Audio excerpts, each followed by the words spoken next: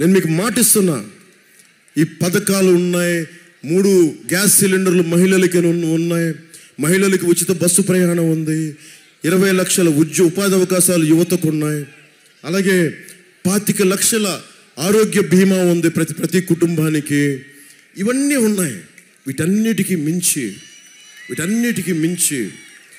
మీకు భద్రత, స్వేచ్ఛ, ఇది మీకు చూపిస్తాను. మీకు అది భద్రత, స్వేచ్ఛ, ఈ 2 లేనప్పుడు మీకు ఎంత డబ్బున్నా, మీరు చూశారు చాలామంది డబ్బున్న వేలాది కోట్ల మంది ఆఫ్టర్ ఆల్ ఒక గూండా పొలిటికల్ లీడర్స్కి భయపడిపోతుంటే మనం ఎక్కడ పారిపోతాం?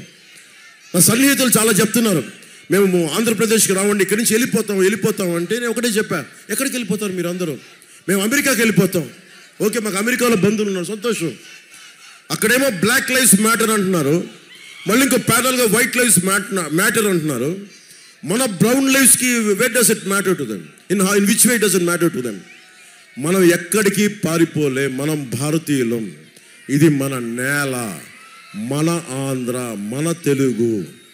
ఇక్కడే కొట్లాడి నిలబడి దమ్ముగా నిలబడాలి తప్ప ఒక గుండ పరిపాలిస్తున్నాడు, ఒక గుండగర్ది చేసే వ్యవస్థ ఉందని పారిపోకూడదు. మీరు విశాఖను వదిలి ఎక్కడికి వెళ్తారు? ఈ ఇల్లును వదిలి ఎక్కడికి వెళ్తారు? ఈ సందుని దాటి ఎక్కడికి వెళ్తారు? మీరు ఎక్కడికి వెళ్ళను, ఎక్కడే నిలబడాలి. మీరు ధైర్యం తెచ్చుకోకపోతే నేను మీ గుండెలకి నిప్పంటించడానికి వచ్చాను. అధికారం కంటే ఒక నిప్పు